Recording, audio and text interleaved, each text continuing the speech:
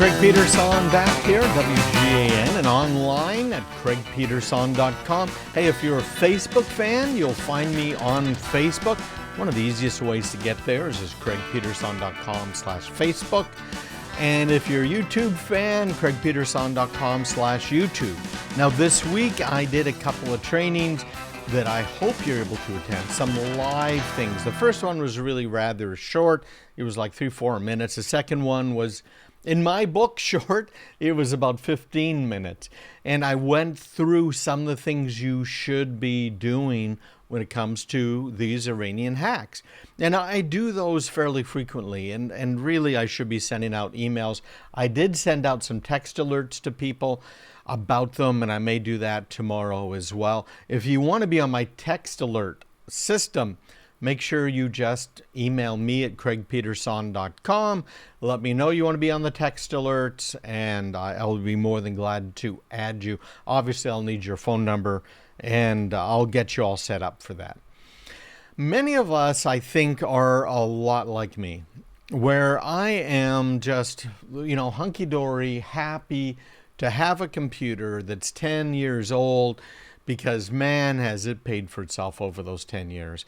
I keep the hardware till it fails. My last laptop was probably the most short-lived I have ever had. It was about 3 or 4 years old, and it was an Apple MacBook Pro, and it ended up having like 3 problems in 1 year. Apple refunded me 100% of my original purchase price. If you can believe that. Can you believe that? A 3-year-old computer, 100% of the original purchase price. Now, I had Apple Care on it, and it had been in the shop 3 times in the last 12 months. So they just gave me my money back. And then, of course, I used that and turned around and bought another MacBook Pro, right? So that's kind of cool. I guess hopefully this one will have the same sort of problem in 3 years. But typically, they last us 7 to 10 years. They really do. They're just fantastic computers.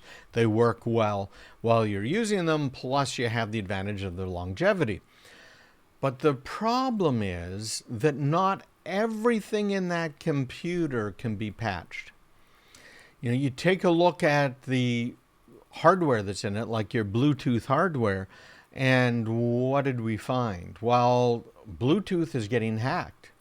And particularly the old stuff, because the chipsets that are in the devices actually are running a full operating system. It's not like the old days where they only did one little thing. They have a full operating system because they have to handle the interrupts.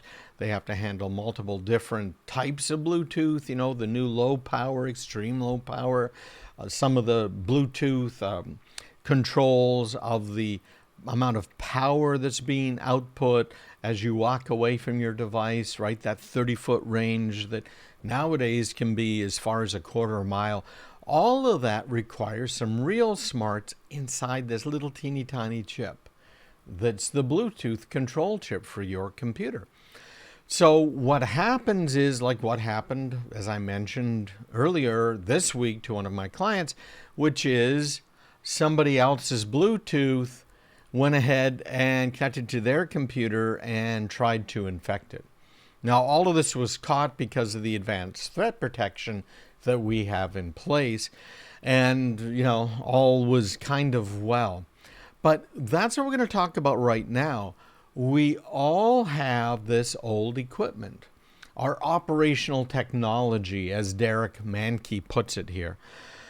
And it's not just our laptops, it's not just the Bluetooth, it's all the devices we have. And those devices, when they become old, have a real drawback. Now, it might be that the drawback is, hey, listen, it kind of a bummer, but this Bluetooth chip has been deprecated and is known to be vulnerable. Okay, well, I get that one. That's a bit of a problem, right?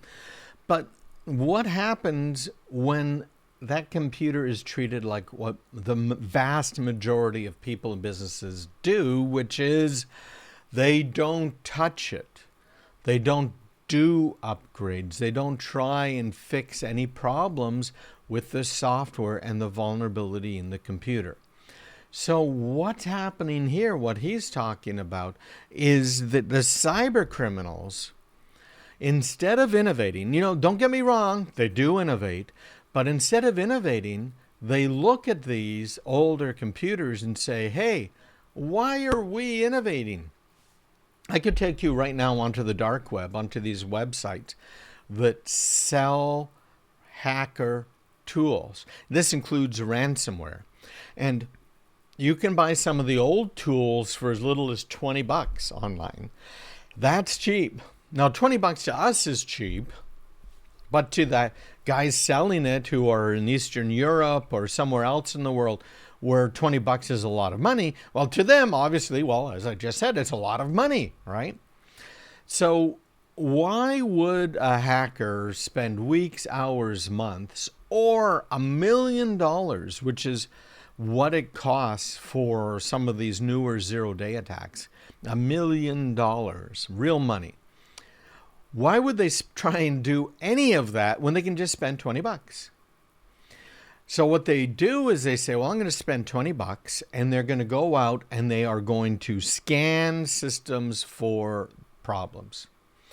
And there are a lot of problems they scan for. We see them every day with our clients, and our people have to get involved and look into the systems and try and understand, what's going on here. Is this legit? Is this an attack? Are we protected against it? Is the system upgraded? Right? But most businesses aren't doing any of this stuff. It's usually just the big guys, and we do it for small guys as well as for ourselves. So we're seeing this all the time. So if your systems are older and they're not patched, what do you think is going to happen? The bad guys, rather than spending a lot of money or a lot of time, are just going to use old tools. So even though they can innovate, they just don't bother. So Fortinet has a stat out right now and saying that cyber criminals target vulnerabilities 10 or more years old more often than they target new attacks. Look at some of these major breaches, major attacks that have occurred that have been patched for months or sometimes years, but the organizations never bothered applying the patches, right? So Fortinet is also saying that they target vulnerabilities from every year between 2007 and now at the same rate as they do vulnerabilities discovered in 2018 and 2019. So that's just huge. They're maximizing their opportunity. This is low-hanging fruit to them. And we've got this convergence of operational technology environments with IT, with our information technology. So I want to make this even a little bit bigger. And we're going to talk about this a little bit later on when we get into these control systems we have in our businesses. But when was the last time you patched your photocopier? I got two of them sitting right there. Printers. Okay, well, obviously, it's one and the same. The scanners. When was the last time you updated the software in your smart light bulbs? In cameras. I've got a camera sitting right in front of me, right?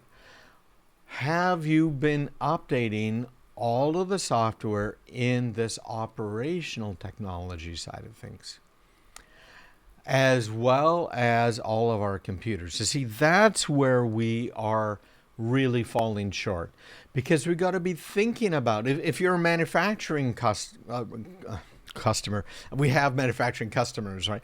But if you're in the manufacturing business, how well protected are the valves, the control systems, the automated systems that are running your lathes or the robots on the floor? Are those up to date? Think about that. Our operational technology, we got to learn new tricks. We got to protect them right. We got to make sure it all works. All right, that's it for right now. We're going to be back, so make sure you stick around. We're going to talk about unclouding. You've heard about cloud services.